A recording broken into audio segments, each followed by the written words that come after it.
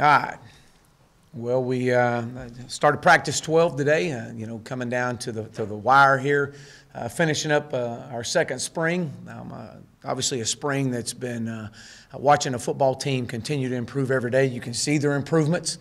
Great energy today. Again, I want to commend our guys, commend our staff on the energy level that these guys come out every day with. You had a lot of professors at practice today. This is their day. We invited our professors out to watch practice and be around, and we'll have our professor dinner tonight as we'll transition from the press conference up to have all our professors here, and our players get to invite them to dinner and sit with them and just fellowship. So it's great to see them around.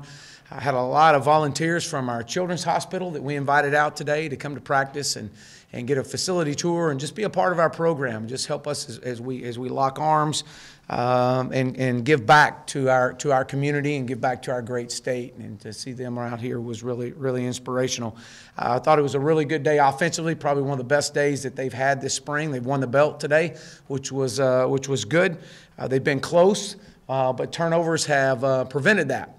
Today they did much better on the turnovers. While we still had 2 turnovers, they were able to execute on first down and some big plays and with opportunity to win the belt. That was good to see. Again, these guys just continue to improve on both sides of the ball, and so I'm excited about where this football program is going. We'll be back on the field on Thursday, and obviously Saturday for the spring game. So and be back out there on Monday to where we'll close down spring practice. Is what we'll be dealing with during the summer work. That'll be Monday's practice. So with that, I'll open up.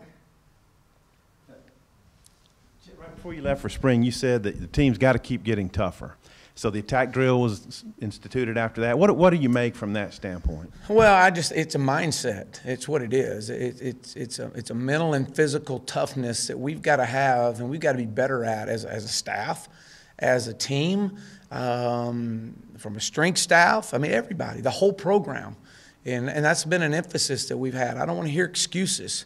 Excuses take away from that mental and physical toughness that we're about. And so we've tried to incorporate drill work, and obviously competing for the belt has helped. I think that's been a huge thing for us. And again, obviously you've seen some of the drills that we're doing, and we're going to continue to do that. We'll do some more of those on Thursday. But I think it's helped. I think this football team, again, we're not where we need to be, but we're getting a lot better. The professor dinner, is that something that you've done before or last year, I guess, and did you do it at SMU? And also, is it, I guess, just kind of a way to just put faces and names and just open the lines of communication? Yeah, it's something we've been doing for quite some time, and it's an opportunity for our players to invite their professor, whichever professor they choose. We've been working on this now for several months, and they have to personally invite them to practice if they want to come, and if not, come eat dinner with them.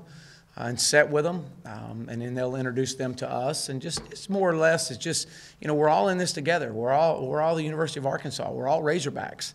And we want our professors to come out and see the life of our student athletes and the life of our football players and be able to watch a practice and engage and take pictures. And it is something we've been doing for quite some time, and we did it last year. And so it was very, very just something for our players to give back and to just sit and for them to see our players in a different light than just in a classroom setting. This is the first time the offense has won it? I believe so. There was a day that they should have won it, but because of lack of communication among some of the staffing, the support staff, they defaulted the belt. It's on everybody. Okay. Absolutely. What specifically did you see from them today? What kind of plays did you see, and why? Yeah, I thought I saw. The biggest thing I saw was consistency. The lack of TFLs, which is a big thing that we count. Their tackles for loss was huge. There were some big plays. Chase Hayden had a big play to start off a drive and that scored. And so just things like that, but more or less consistency and positive yards on first and second down. Didn't see Dalton Hyatt today, and could you go over guys who might not play in the spring game, like Devois and CJ, and there's probably a handful? Yeah, we'll know more on CJ probably later today or tomorrow. Dalton has the flu, so we hope to have him back. This kind of ran through a few of our players. Devois, we hope to have him back Thursday and to be back out there practicing and playing some on Saturday. We'll know more tomorrow. I know he's feeling better. We'll see. Drew Vest should be back. Silas is a possibility. It was good to get those guys back out there in green. And, you know, Colton Jackson is out. Went in and had his surgery. It wasn't near what we thought it was, so he'll be back a lot quicker. He'll be back probably in a couple weeks, which is good. Davion McClure is back, so he'll be back out there.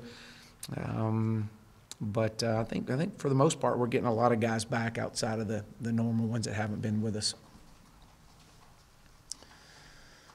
Anyone else? I have another running back question for you, because Chase and I guess Jordan Curtis have been kind of the main guys. What have you seen in terms of progression and anybody else that could help for the short term and long term? Well, you know, I think that we've got some guys that came out there that joined us this spring that have helped us out. They've done a good job.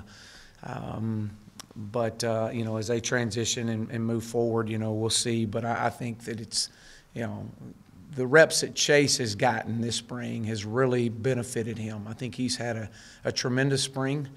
I think that he has really picked his game up in some areas that we challenged him with, and you know, from learning pass protection, which he's been very, very sharp with, and understanding the offense a little bit more. But he's done a great job. I've been very proud of Chase.